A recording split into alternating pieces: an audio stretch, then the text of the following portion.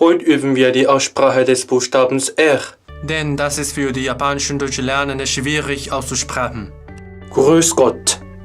Grüß Gott. Reis, Reis.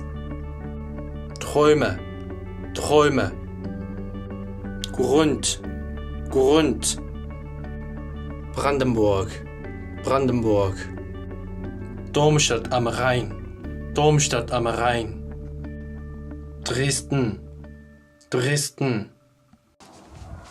Drehen, drehen. Brot. Brot. Brötchen, Brötchen. Es ist für die japanischen Deutschlernenden schwierig, R richtig auszusprechen. Groß. Groß. Träne, Träne. この動画はドイツ語の R の発音を練習してみようということで作ったんですけれども、いつもこの R がある場所はこの音で発音するというわけじゃなくて、ここにある時にはこういう音、ここにある時はこういう音っていういくつか法則があるんですけれども、それを説明している分かりやすい記事を見つけたのでご紹介します。でそれがこの Deutsche Welle っていうドイツの放送局のサイトで見られる記事なんですけれども、Aussprache der R-Laut konsonantisches und vokalisches R。R の発音に関して、子音的に発音される R と母音的に発音される R っていうことですけれども、R が出てくる場所をこの1、2、3、4、5種類に区分してるんですね。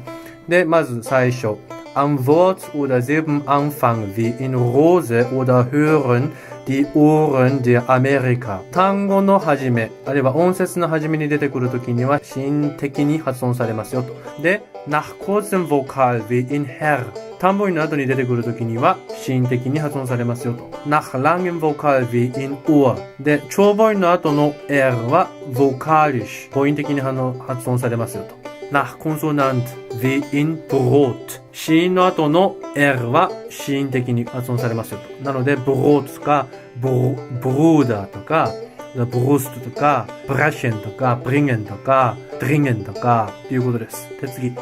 in ER wie in leider, aber Unterschiede, unter じゃなくて unter ってことですね。besonders 母音的にね。ということで、ここからが重要なんですけれども、es gibt einige dialektale und stilistische Unterschiede darin, ob ein R konsonantisch gesprochen wird. R の音が子音的に話されるか否か、方言的な問題もあるし、表現的な問題、様式的な問題があると。Im Norden und im Osten Deutschlands und besonders beim schnellen Sprechen wird das R häufig auch nach kurzem Vokal vokalisiert. 北あるいは東ドイツあるいは早く話されるときには R っていうのは単母音の後であっても母音化されますと。母音のようになるよと。なので Herr ってなくて Herr と発音されることもあると。で、beim sehr langsam sprechen und im Süden Deutschlands, in der Schweiz und in Österreich wird häufiger